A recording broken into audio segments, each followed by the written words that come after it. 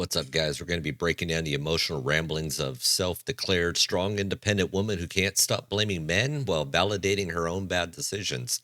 Let's get into this one. For the first time in, oh God, a year, 2 years, I'm sitting here crying tears of joy instead of tears of sadness, tears of betrayal, tears of devastation, tears of fear of the unknown, tears of PTSD.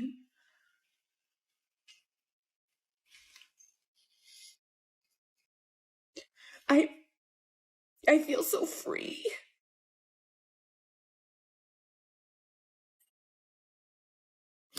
Today I feel so free. And I can recognize that over the past couple weeks, as hard as they have been, and as much as I am nowhere near being on the other side of this, I have been able to do what I have wanted to do.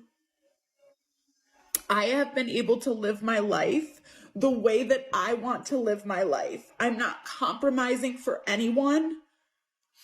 I am not putting my own life and my own mental health on the line for another person. I am not practicing any codependency.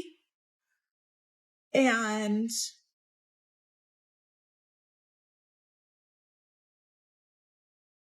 I'm just really grateful.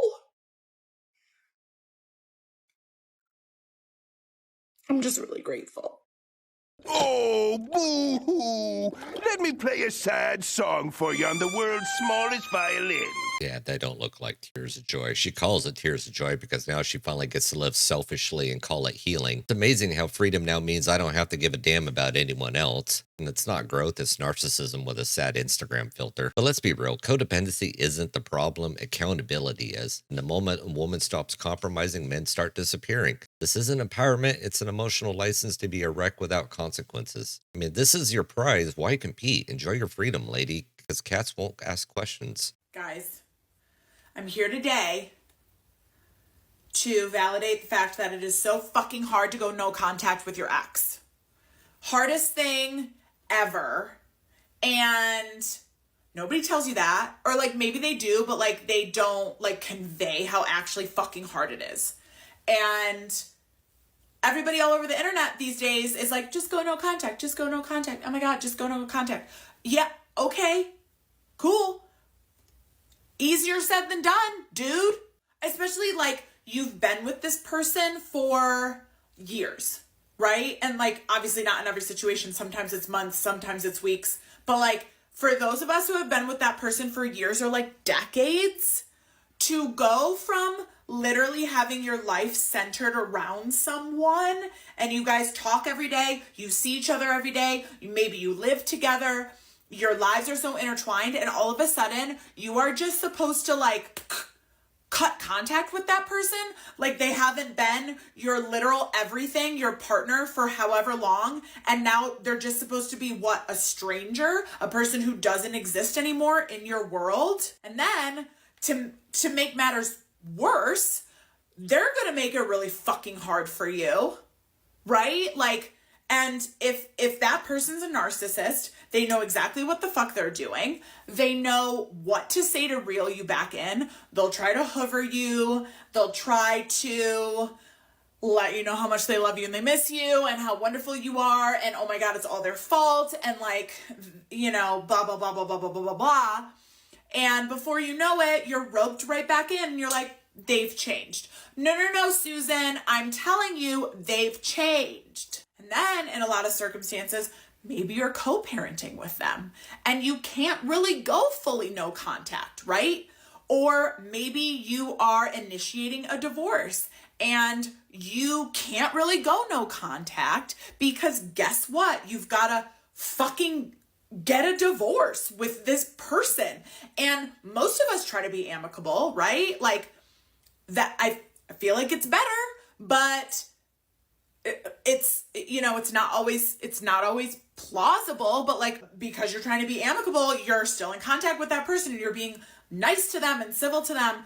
And so you're still in contact. And if you go no contact, all of a sudden not amicable anymore. That's for fucking sure. Yeah, so just here to tell ya, not easy, very difficult. I know you just gotta rip the fucking Band-Aid off, but if you're still trauma bonded, it hurts. Ripping that Band-Aid off is the most painful thing you will ever do, and I just want to validate that today. Oh my God, who the hell cares? So we're on this no contact is so hard bullshit. It's like, are you dumb? You created this damn chaos. Now you're shocked that there's this mess to clean up? Look, you're talking about being trauma bonded to someone, then turn it into a victim campaign. They were my everything. Isn't cute, it's dysfunctional. Women treat emotional recklessness like a rite of passage, then demand empathy while men get wrecked in court. Co-parenting, divorce, try being a father fighting for custody in a courtroom that assumes he's guilty by default. So spare us the sob story. And as that part of ripping the Band-Aid off, how about stop picking at the wound? So today is my birthday. I am officially 36 years old, and in the last year, so many things have happened in my life. And I wanted to take the time today to talk about what those things were and what I've learned. I've learned that I'm a strong-ass bitch. That's for sure. If you had asked me after I separated from my husband about 21 months ago, if you had asked me like a week or 2 or 3 or 4 weeks after that happened, if I would ever be okay again, I would have told you point blank, no, I'll never be okay again. The truth is, I'm okay. I'm more than okay. And I'm so much better than I was with him. I learned that I'm lovable, that people love me. People want to be around me. People want to hear what I have to say. People respect me. That a lot of the things that my ex-husband said to me about myself were projections of the way he felt about himself. And it never had anything to do with me. I solo backpacked through Southeast Asia by my damn self last year. That was some cool ass shit.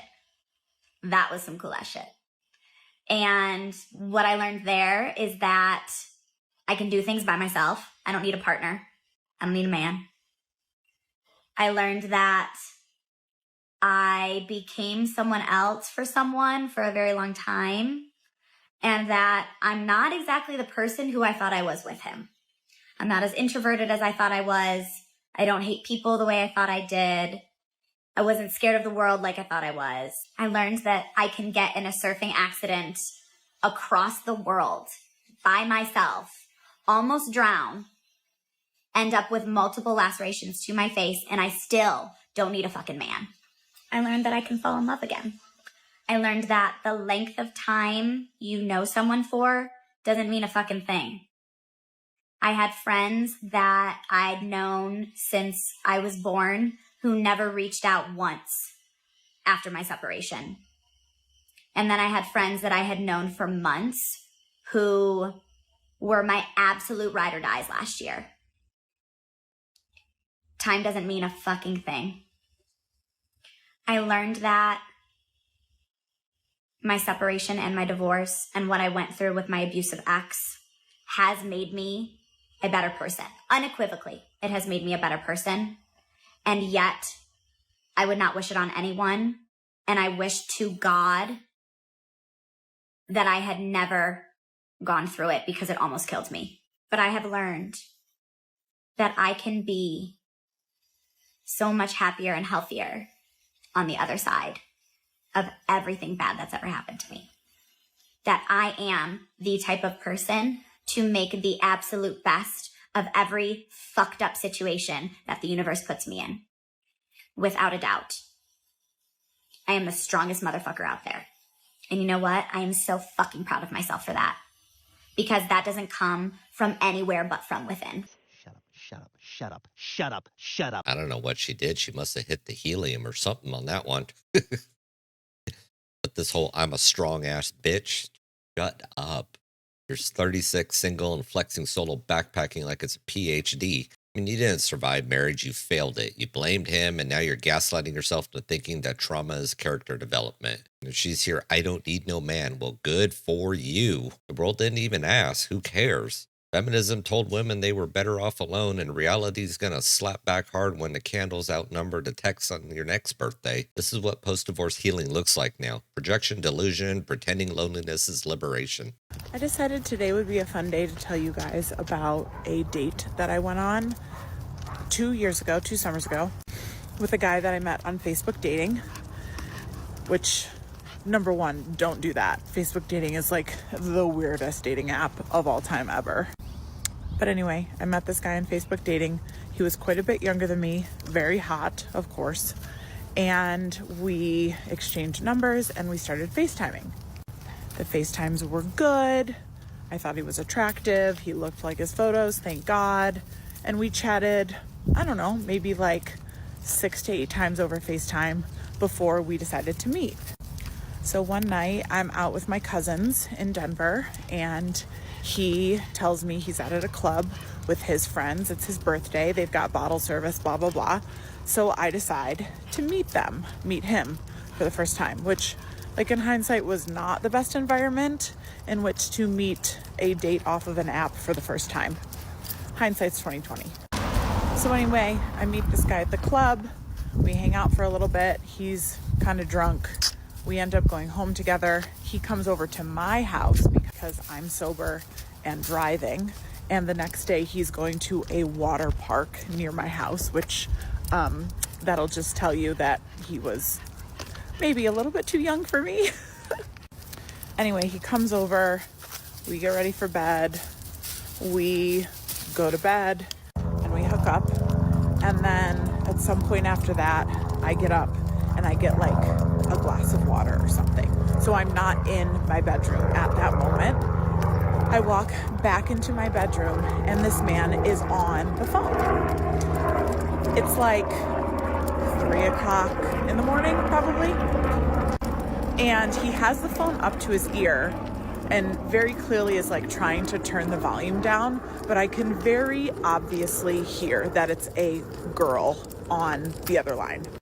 And he's kind of giving her like one-word answers, but he's like fully on the phone with her. You know, it's not like he like hung up as soon as I walked in the room. He is on a phone call with this woman. She met a younger guy on Facebook dating. That's strike one. Took him home drunk. That's strike two. Now she's shocked that he had emotional depth of a frat boy on Red Bull. Look, you're 36. You're not dating men. You're cradle robbing dopamine. And then she plays it off like hindsight's 2020. No, you stupid moron. Forethought is 2020 and you skipped it entirely. This isn't dating. It's self-inflicted sabotage. She's thinking about the audacity of men. How about the stupidity of letting a child into your bed and expecting maturity? Not saying it was a child, but, you know, a young buck. She basically got a hold of a Chad the way it seems. But she's got more to say on this story. So a couple minutes later, he ends the phone call. I hear her say, happy birthday or something of that nature. He says, thank you. She says, I love you. He goes, love you too. Good night, right? So I look at him and I go, did you just take a phone call with another woman in my bed after we hooked up?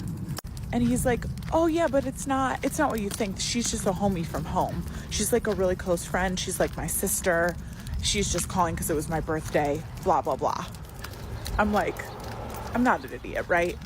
But I'm like, this isn't my problem. I'm never going to speak to this guy again after tonight. Like, I had already decided that he was not my cup of tea. And, you know, the next day we wake up, I drop him off at the fucking water park. And, you know, he texts me for a while and I eventually stop answering and I go on with my life. Well, about 2 weeks later, I get a follow request on Instagram from a really pretty girl. The only person we have in common is this guy. Like, she doesn't even live here. She lives in his hometown. You can like see it on her bio or whatever. And it literally says, you know, followed by blah, blah, blah, this guy. And of course I don't accept it. But how much you want to bet that was his girlfriend? And she found out about me somehow. But just the absolute audacity of taking a phone call from your girlfriend while in another woman's bed after sleeping with her. Like, I can't even fathom, like, where do men get the audacity? She's the village bicycle. Everyone's had a ride. And here it is, the peak of her story. He's on the phone with another woman in her bed and she's shocked. I mean, you brought a rando home from a nightclub and expected loyalty. You know, she's mad at his audacity, but let's talk about hers. You slept with a man-child on the first night, ignored every fucking red flag, and now you want sympathy. That's not a dating horror story. It's a case of bad judgment. And the real joke is she still sees herself as the victim. You know, this woman is a walking billboard for why the family units collapsed. Feminism didn't free women, it freed them from accountability. The court system's punish men, social media inflates egos, and the corporations profit off the wreckage. Go your own way, or go abroad, or just don't go down with this ship. Your piece is priceless. Let her keep the chaos.